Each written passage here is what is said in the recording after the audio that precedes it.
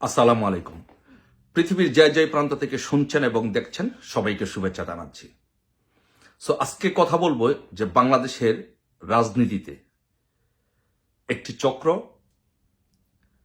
জামাত শিবির চক্র এবং ইনুস বাহিনী একটি ন্যারেটিভ দাঁড় করানোর চেষ্টা করছে যে সেটি হচ্ছে আমাদের প্রধানমন্ত্রী বঙ্গবন্ধু কন্যা শেখ হাসিনাকে ফেসিস্ট আখ্যায়িত করার জন্য তারা বিভিন্নভাবে টকশোতে, মিডিয়াতে, বিভিন্ন জায়গায় তারা একটা ন্যারেটিভ দাঁড় করানোর চেষ্টা করছেন এবং তাকে ফেসিস্ট হিসাবে স্টিগমাটাইজ করার চেষ্টা করছেন।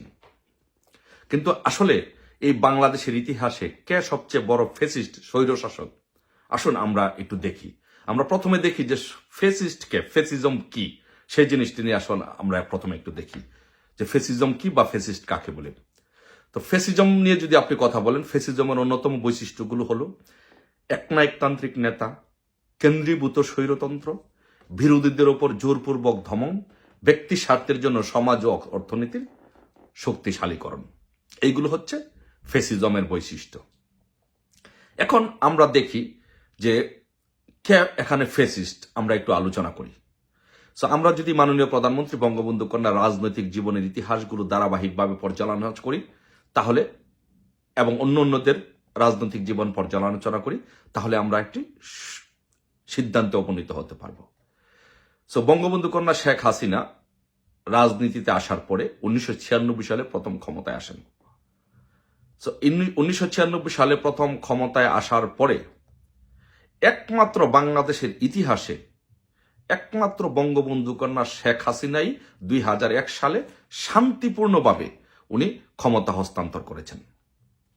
এই বাংলাদেশের ইতিহাসে আর কেউ শান্তিপূর্ণভাবে কেউ ক্ষমতা হস্তান্তর করেননি। এটি হচ্ছে 1996 সালে প্রথম যখন প্রধানমন্ত্রী নির্বাচিত হন বঙ্গবন্ধু কন্যা শেখ হাসিনা, তখন উনি প্রথম 2001 সালে শান্তিপূর্ণভাবে ক্ষমতা হস্তান্তর করেছিলেন। তারপরে 2001 সালে আওয়ামী লীগ পরাজয়ের পরে আপনারা জানেন যে আওয়ামী লীগের উপরে কি খড়গ নেমে এসেছিল এবং কারা ফেসিজম করেছিল, কারা স্বৈরতান্ত্রিক আচরণ করেছিল। তারপরে তারই ধারাবাহিকতা আন্দোলনের ফলে 2008 সালে আওয়ামী লীগ আবার ক্ষমতায় আসে, প্রধানমন্ত্রী শেখ হাসিনা আবারও প্রধানমন্ত্রী হন। 2014 সাল পর্যন্ত উনি ক্ষমতায় ছিলেন, 28টি আসনে বিএনপি জয়লাভ করে। বিরোধী দলের সংসদে ছিল, বিরোধী দলকে বিলুপ্ত করে নাই, কোনো রাজনৈতিক দলকে নিষিদ্ধ করে নাই। তারপরে 2014 সাল থেকে 2018 সাল পর্যন্ত 2014 সালের নির্বাচনে আওয়ামী লীগ বিএনপিকে বারবার আহ্বান করার ফলেও বিএনপি নির্বাচনে অংশগ্রহণ করেনি, কিন্তু অন্যান্য অনেক দল নির্বাচনে অংশগ্রহণ করে। এবং 2018 সালের নির্বাচনে বিএনপি নির্বাচনে অংশগ্রহণ করে 5টি আসন পায়। 2024 সালের নির্বাচনে আবার বিএনপি আওয়ামী লীগের বারবার আহ্বান করা সত্ত্বেও বিএনপি নির্বাচন বয়কট করে। এখন প্রশ্ন আসেন, এই ধারাবাহিকতায় আলোচনা দীর্ঘদিন যে আওয়ামী লীগ সরকার ক্ষমতায় ছিল, এই আওয়ামী লীগ সরকার ক্ষমতায় থাকার ফলে প্রধানমন্ত্রী শেখ হাসিনা কি কি করেছেন। এখন আমার প্রশ্ন হলো যে উনি কি বিরোধীদের উপর জোরপূর্বক দমন পীড়ন করেছেন, কোন রাজনৈতিক দল নিষিদ্ধ করেছেন, ব্যক্তিকেন্দ্রিক কোন অর্থনৈতিক শক্তিশালী চক্র গড়ে তুলেছেন? আসুন আলোচনা করি। যদি এক কথায় বলেন আমাকে, না, উনি বাংলাদেশের জন্য বাংলাদেশের অর্থনীতিকে শক্তিশালী করার জন্য কাজ করেছেন।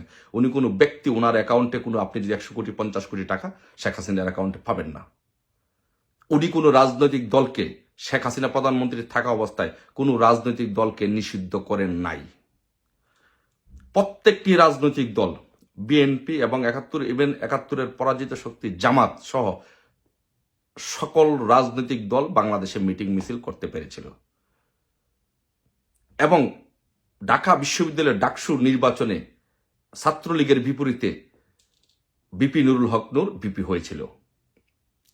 নতুন নতুন অসংখ্য রাজনৈতিক দল গড়ে উঠেছে, বিএসপি, তৃণমূল, বিএনপি, গণ অধিকার পরিষদ সহ অসংখ্য রাজনৈতিক দল শেখ হাসিনার আমলে গড়ে উঠেছিল।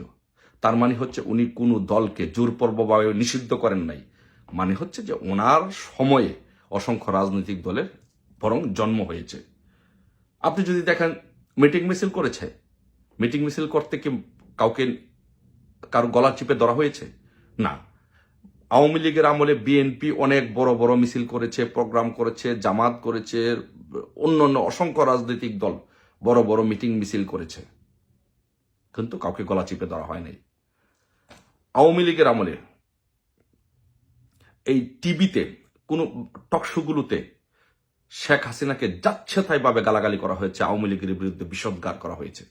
আওয়ামী লীগের কোন টিভি চ্যানেল বন্ধ করেছে? করে নাই। কোন পত্রিকা বন্ধ করেছে? করে নাই। কোন রাজনৈতিক দল নিষিদ্ধ করেছে? করে নাই।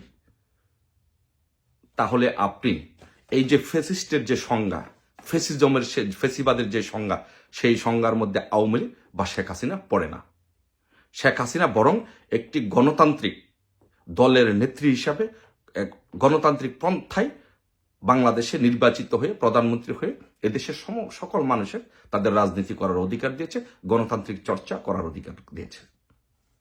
এখন আসুন পক্ষান্তরে আমরা ইনুসের চরিত্র একটু দেখি। ইনুসের চরিত্র কি?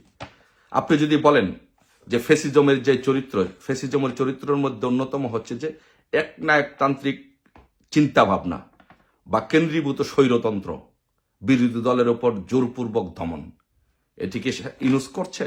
হ্যাঁ। কোন রাজনৈতিক দলকে নিষিদ্ধ করছে? হ্যাঁ, নিষিদ্ধ করছে। বাংলাদেশ আওয়ামী লীগের মতো একটি দলকে, যেই দলের নেতৃত্বে দেশ স্বাধীন হয়েছে, সেই দলটাকে নিষিদ্ধ করেছে। যে ছাত্রলীগ ইতিহাসের বাকে বাকে ছাত্রলীগের নাম, সেই ছাত্রলীগকে ইনুস নিষিদ্ধ করেছে, যুবলীগকে নিষিদ্ধ করেছে, স্বেচ্ছাসেবক লীগকে তাদের কার্যক্রম নিষিদ্ধ করেছে এবং আওয়ামী লীগের নিবন্ধন স্থগিত করেছে। তাহলে ফেসিজমকে, বাংলাদেশের ইতিহাসে সবচেয়ে বড় ফেসিস্ট কে? বাংলাদেশের ইতিহাসে ইনুসের কার্যক্রম থেকে প্রমাণিত হয় বাংলাদেশের ইতিহাসে সবচেয়ে নিকৃষ্টতম ফেসিস্টের নাম হচ্ছে ইনুস। এখন আপনি আরো আলোচনায় আসেন। আপনি যদি দেখেন যে বাংলাদেশের সাংবাদিকদের উপরে কিভাবে দমন নিপীড়ন চালানো হয়েছে, বাংলাদেশের সাংবাদিকদেরকে কতগুলো সাংবাদিকের কার্ড বাতিল করা হয়েছে, কত সাংবাদিক আজকে জেলে আছে, কত সাংবাদিক জেলে আছে, অসংখ্য সাংবাদিক আজকে জেলে আছে, অসংখ্য পত্রিকা বন্ধ করে দেওয়া হয়েছে। টেলিভিশন চ্যানেলগুলোতে কোনো আওয়ামী লীগের নেতাকর্মী বা বিরোধী দলের কেউ কোনো কথা বলতে পারছে? কথা বলতে পারছে না। তাহলে কি হচ্ছে? বিরোধী দলের ওপরে কে নির্যাতন চালাচ্ছে, নিপীড়ন চালাচ্ছে? বিরোধী মত প্রকাশের স্বাধীনতাকে কে হস্তক্ষেপ করেছে? ইনুস, একজন অধ্যক্ষ, সে নাকি আওয়ামী লীগকে সংগঠিত করছে, এই জন্য তাকে গ্রেপ্তার করা হয়েছে। তাহলে ফেসিস্টকে ইনুস। মুক্তিযোদ্ধাদের গলায়, যাদের নেতৃত্বে দেশ স্বাধীন হয়েছে, তাদের গলায় জুতায় মালা পরানো হচ্ছে। তাহলে ফেসিস্টকে? ফেসিস্ট ইনুস। ম্যাজিস্ট্রেট উর্মি মুক্তিযুদ্ধের পক্ষে কথা বলায় তাকে চাকরি থেকে বরখাস্ত করা হয়েছে। তাহলে বাংলাদেশে কি কোনো কথা বলার, মত প্রকাশের স্বাধীনতা আছে? নাই। তাহলে ফেসিস্টকে ইনুস। তাহলে আমরা বলতে পারি যে ফেসিজমের যে চরিত্র, ফেসিজমের যে বৈশিষ্ট্য, ফেসিজমের যে সংজ্ঞা, ফেসিজমের চরিত্র, বৈশিষ্ট্য, সংজ্ঞা থেকে আমরা সহজে উপনীত হতে পারি যে বাংলাদেশের ইতিহাসে সর্বনিকৃষ্টতম ফেসিস্টের নাম হচ্ছে ইনুস। ইনুস হচ্ছে বাংলাদেশের ইতিহাসে সবচেয়ে নিকৃষ্টতম জঘন্য ফেসিস্ট। এবং বাংলাদেশে শেখ হাসিনা একজন গণতান্ত্রিক উদার নেত্রী। শেখ হাসিনা এদেশের জন্য কাজ করেছেন, জনগণের জন্য কাজ করেছেন, নিজের জন্য কাজ করেন নাই। ধন্যবাদ সবাই, ভালো থাকবেন। জয় বাংলা, জয় বঙ্গবন্ধু।